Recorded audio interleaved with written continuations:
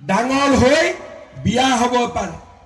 মোক কেতিয়াবা কেতিয়াবা আমাৰ মাকসকলে আহি কয় যে মোৰ হাজবেণ্ডটো ভালে আছিলে, কিন্তু কেইদিনমান আগতে আৰু এটা বিয়া পাতি ল'লে।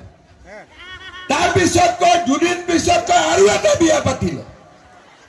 তাৰ মানে এটা পুৰুষে তিনিটালৈকে বিয়া কৰাই দিয়ে। এতিয়া 25 নৱেম্বৰত মই বিধানসভাত আইন আনি আছো, এজন পুৰুষে এজনতকৈ যদি বেছি বিয়া কৰাই 7 বছৰ জেলত যাব লাগিব। ভাল হ'বনে নহয়? ভাল।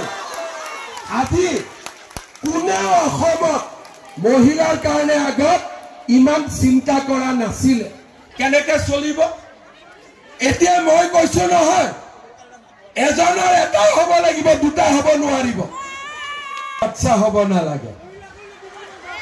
এতিয়া কিছুমানে 25,000টো পাব লাগিব, বোলে মাজত আৰু এটা বাচ্চা হৈ গ'ল।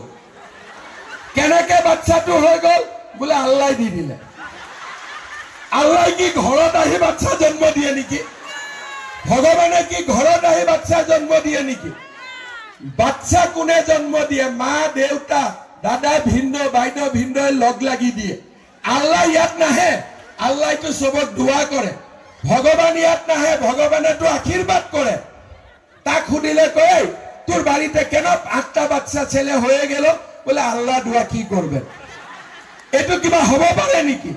সেই কারণে আমি কইছো এজন হাজবেন্ড এটা ওয়াইফ একটা পরিবার, দুইটা নহয় কমসে কম 3টাতকৈ ওপৰত বাচ্চা হব নালাগে।